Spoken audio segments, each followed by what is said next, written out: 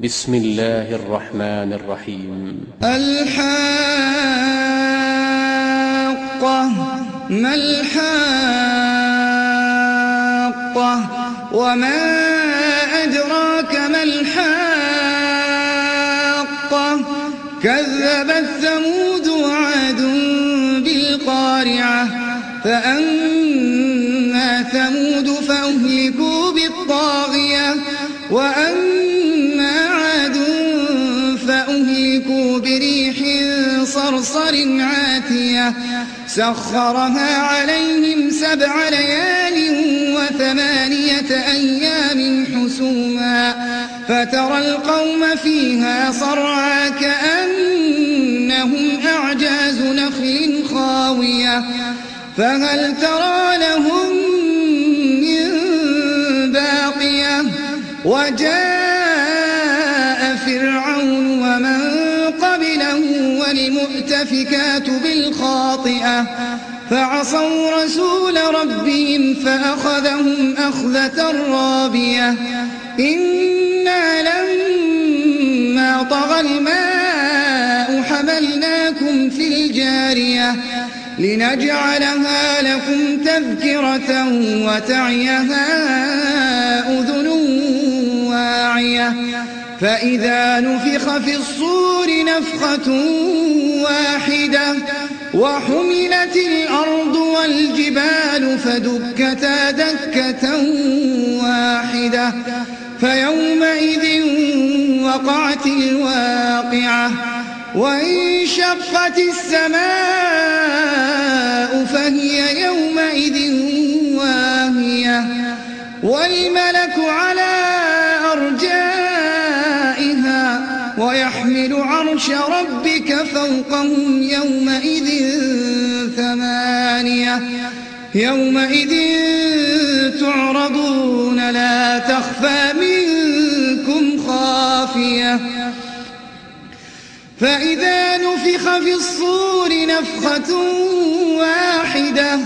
وحملت الأرض والجبال فدكتا دكة واحدة فيومئذ وقعت الواقعة وانشقت السماء فهي يومئذ واهية والملك على أرجائها ويحمل عرش ربك فوقهم يومئذ 8 يومئذ تعرضون لا تخفى منكم خافية فأما من أوتي كتابه بيمينه فيقول هاؤم اقرءوا كتابيه إني ظننت أني ملاق حسابيه فهو في عيشة راضية في جنة عالية قطوفها دانية كلوا واشربوا هنيئا بما أسلفتم في الأيام الخالية فأما من أوتي كتابه بيمينه فيقول هاؤم اقرءوا كتابيه إني ظننت أني ملاق حسابيه فهو في عيشة راضية في جنة عالية قطوفها دانية كلوا واشربوا هنيئا بما أسلفتم في الأيام الخالية وأما من أوتي كتابه بشماله فيقول يا ليتني لم أوت كتابيه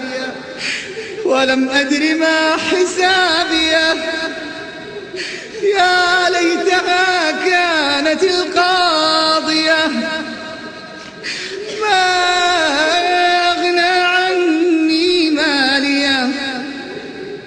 هلك عني سلطانيه خذوه فغلوه ثم الجحيم صلوه ثم في سلسلة ذرعها 70 ذراعا فاسلكوه وأما من أوتي كتابه بشماله فيقول يا ليتني لم أوت كتابيه ولم أدر ما حسابيه يا ليتها كانت القاضية ما أغنى عني ماليه هلك عني سلطانيه خذوه فغلوه ثم الجحيم صلوه ثم في سلسلة ذرعها 70 ذراعا فاسلكوه إنه كان لا يؤمن بالله العظيم ولا يحض على طعام المسكين فليس له اليوم هاهنا حميم ولا طعام إلا من غسلين لا يأكله إلا الخاطئون